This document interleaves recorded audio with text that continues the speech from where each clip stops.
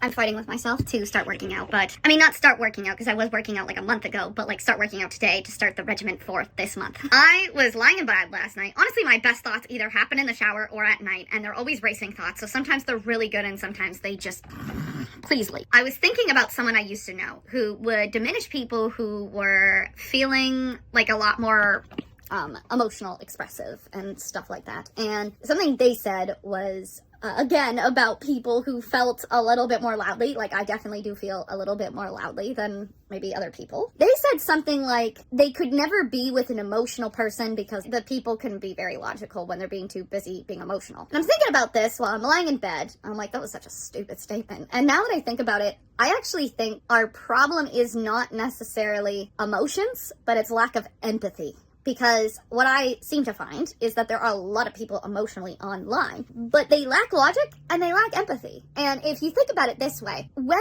I am listening to someone tell me something that is awful going on, I'm experiencing it in my body. I'm thinking about it in my body. I'm feeling it in my body. And I can react based on how I'm feeling and how I'm thinking in that moment about what they're telling me. If I am being logical and I am allowing them to just speak and I'm not assuming anything, and even though I might be feeling something, I'm putting that off to the side just to listen to the person for a second to talk about their feelings. That actually is where proper empathy exists, and I'm doing it through logic.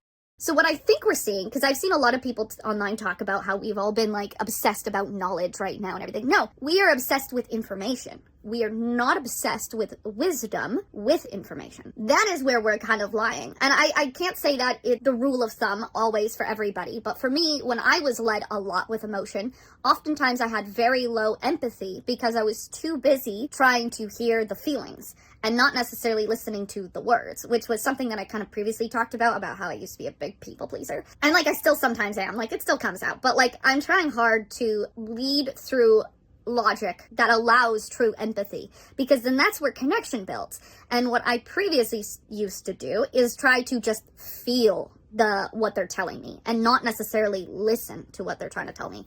And before anyone's like, wow, you're such a jerk. I mean, yeah, like I was in my early 20s.